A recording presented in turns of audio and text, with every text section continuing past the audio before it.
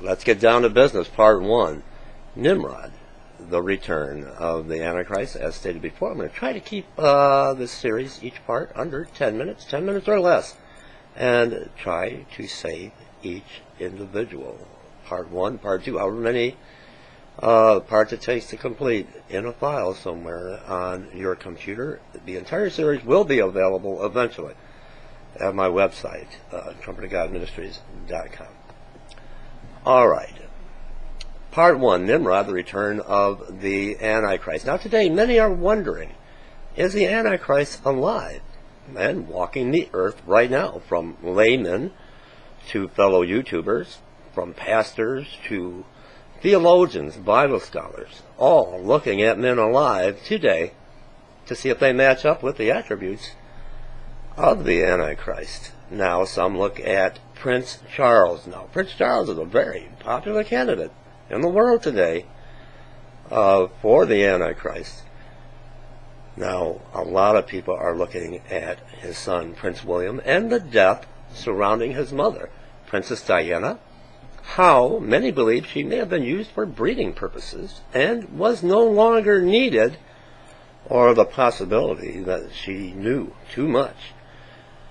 How she died in that tunnel at the 33 1/3 parallel. The involvement with the royal family in regards to human sacrifices and the royal bloodlines. The connection with the Illuminati.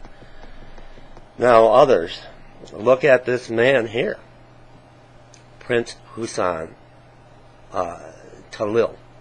Wow. A multitude of people in the world today are looking at the President of the United States, Barack H. Obama. Let's begin Part 1 by going over the attributes and some characteristics of the Antichrist and see if any one of the people that I just mentioned are a perfect match. Keyword, a perfect match. Or someone that is not mentioned here. Let's see if they turn out to be a perfect match. Alright, let's begin. Let's look at number 1. Larger, stronger, stout, more imposing, with a terrifying physique compared to other politicians of the time, of the day. Now we can find this in the King James Version Bible. Look was more stout than his fellows. A big man, a mighty man, a giant man in stature, with a very, very terrifying, imposing physique. Alright, another attribute, characteristic of the Antichrist, stern or fierce face. We find this in the book of Daniel, chapter 8, verse 23, King James Version. A king shall arise having fierce features. So now we've got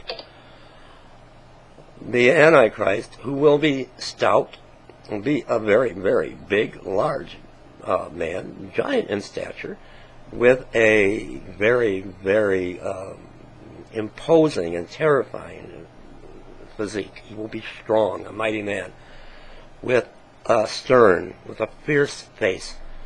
Continuing on, generally different or unique amongst politicians. And we read this in the book of Daniel, chapter 7, verse 24, and he will be different from the previous ones. Let's continue on, shall we? The Antichrist will be a great unifier who effectively appeals to people across traditional lines of division and will be revered by all, that is, except the saints. Now, turn to the book of Revelation, chapter 13, verse 3. The whole earth was amazed and followed after the beast. That will be your resource. Alright, let's continue on a little bit. Let's look a little bit further. Now, the Antichrist will come from among 10 kings in the restored Roman Empire. His authority will have similarities to the ancient Babylonians, Persians, and Greeks. And we find this in the book of Revelation 13:2, Daniel 7:24, Daniel 7:7. He will subdue 3 kings. And we find this to be in the book of Daniel, King James Version Bible, chapter 7, verse 8 to 24.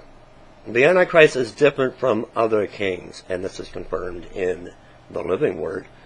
The book of Daniel, chapter 7, verse 24 as well. He will rise from obscurity, a little horn. You can reference this in the book of Daniel, chapter 7, verse 8. He will speak boastfully. Revelation 13:5, Daniel 7:8. He will blaspheme the name of God.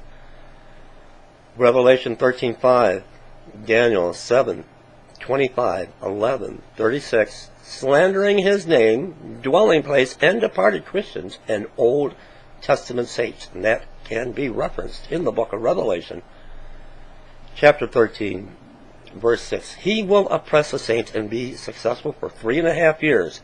Revelation 13:7, Daniel 7:25. He will try to change the calendar, perhaps to define a new era related to himself. Daniel 7:25.